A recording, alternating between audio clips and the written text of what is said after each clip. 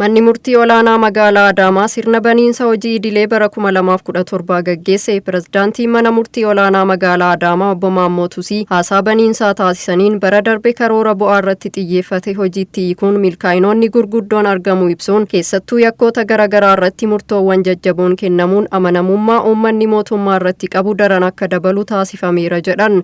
Hojiiwwan hedduun kallattii kanaan hojjetamuu isaatiin bu'aan gaarii kan irraa argatamee fi uummannis kan galateeffachaa dhufe ta'uu isaati.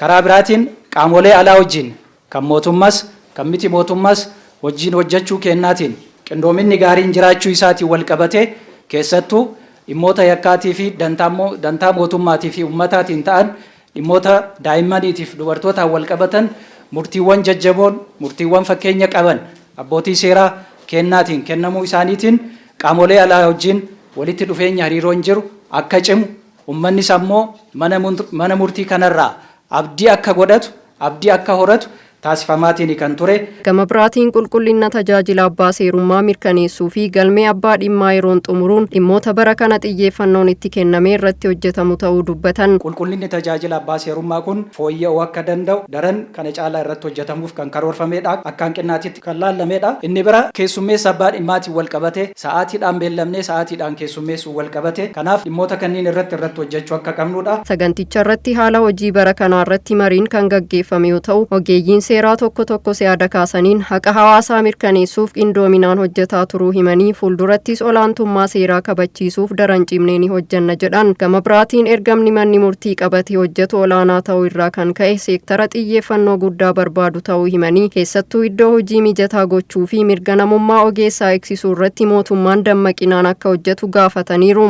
Kan magaalaattis mana murtii olaanaatis ijaarsi isaa eegaluudhaaf adeemsarra akka jiru quba qabna.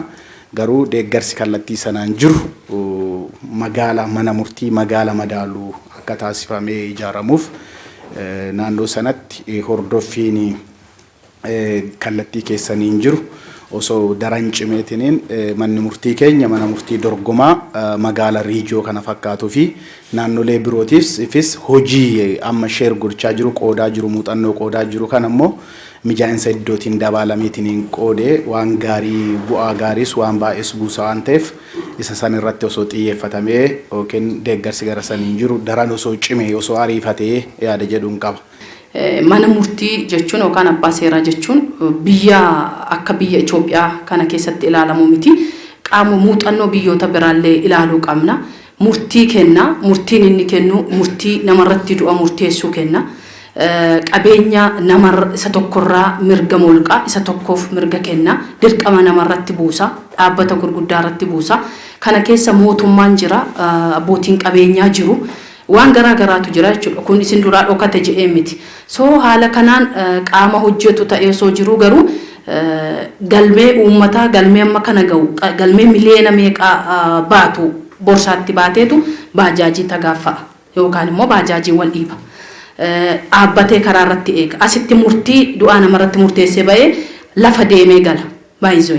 Kun immoo riskiin inni qabu ifin haala kana keessa taa'ee abbaan seeraa murtii qulqullina qabu dhaqqabamaa fi si'ataa kennuun mataansaa akkamittiin akka jajamuu qabu yookaan iddoon kennamuufi qabu yaaduu qabna akka qaama bulchiinsa olaanaa magaala kana. Kallattii hojii fuulduraa kan kennan afayaa'iin mana marii magaalaa Adaamaa Addeemma Beet Jibbaa akka jedhanitti hojiilee manni murtii olaanaa kan aadaa waliin qindoominaan hojjeteen akka Oromiyaatti magaalittiin beekamtii argachuu yaadachiisanii fuuldurattis rakkoo gama kanaan uumamu hordofuun jalaa furaa deemuun kan bara darbee caalaa fakkeenya guddaa taasisuuf manni marichaa qindoominaanii fi kutannoon kan hojjetu ta'uu ibsaniiru. Ciminoota kenna daran itti ibsisuudhaan magaalaan muuxannoo walii dabarsitu taatee jirti waan ta'eef san keessaa immoo manni murtii kennas muuxannoo walii dabarsu ta'ee jira jechuudha. Keessattuu naannolee wajjin sadarkaa naannoo tokko mudate jechuudha. Kanaaf isaan kunniin ammoo daran cimanii yoo itti deeman nutis akka bakka bu'aa uummataatti wantoota hojjetamaa jiru kana qindoominaan bakka rakkoon jiruttis waliin hiikaa bakka ammoo wal jajjabeeffamuu qabu irrattis hojiiwwan hojjetamaa jiru beekamtii walii kennaa deemuun barbaachisaadha. Kanaaf akka mana mareetitti waan isin kaaftan nullee duukaa buunee hordofnee kallattii waadaa galame saniin akka raawwatamu ni hojjenna jechuudha.